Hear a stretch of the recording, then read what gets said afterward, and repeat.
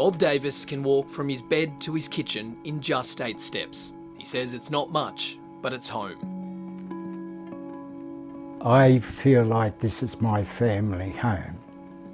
I've just grown to love it here. It's close to everything, it's close to transport. He has lived in Waverley for 3 decades and knows the bus route like the back of his hand. More than half his pension goes towards rent. Someone at my age is very difficult to find a place affordable.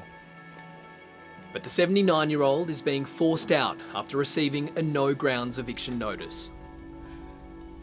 I thought, I've been here this long, I'll probably end my days here. So, yeah, it's very, very hard. I think anyone 30 years of their life, and it's very difficult to just uproot and go. He has no idea where he'll end up and is worried he won't be able to compete in Sydney's rental market. The vacancy rate is the lowest it's been in 12 years, with only 1.3% of properties unoccupied. What chance have I got? How many people are going to take in a pensioner on very cheap rent? As New South Wales heads to the polls, the housing crunch has reached crisis point. Homeowners have faced 9 rate rises so far. The 10th could come before election day. With the interest rates rising and cost of living going up, I'm just chasing my tail. While renters can't find a place to live. I've been searching for 2 months and have looked at over 60 properties. Some are being booted out. We found out that my whole building's going to get evicted. They gave us a no-grounds eviction notice. Or can't afford the rental increases. We received an email on a Friday afternoon saying that our rent was going up by $700 a fortnight. People are being priced out of the market. These days it's no longer based on merit of application, it's based on how much money you've got in your pocket. The election is less than a month away. The coalition government has already banned the practice of allowing renters to make bids above the advertised price, and it's promised more than $150 million towards improving planning and zoning of new housing precincts. Labor has promised to ban secret bidding and implement a portable bond scheme, which will allow renters to transfer their bond to a new property.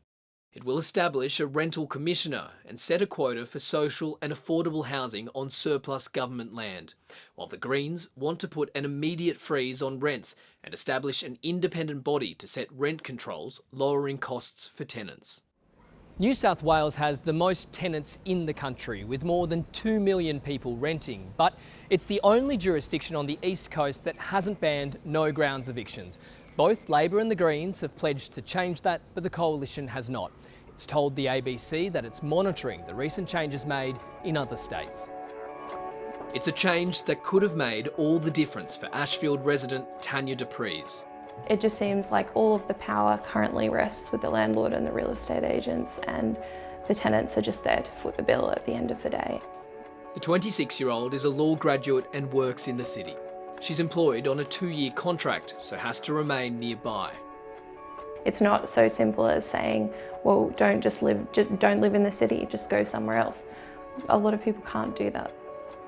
Her rent has already gone up, and she's willing to pay even more to stay in her home, but is being kicked out regardless. Someone can do nothing wrong whatsoever and still be kicked out for no reason. It just seems blatantly unfair. Hold. Tanya and her partner are desperate to find somewhere to move to, but time is running out. If you ask me, if I'd gone to uni for 5 years, facing the prospect of couch surfing for months on end looking for a place, then I wouldn't have believed you. People from all walks of life struggling to keep a roof over their head.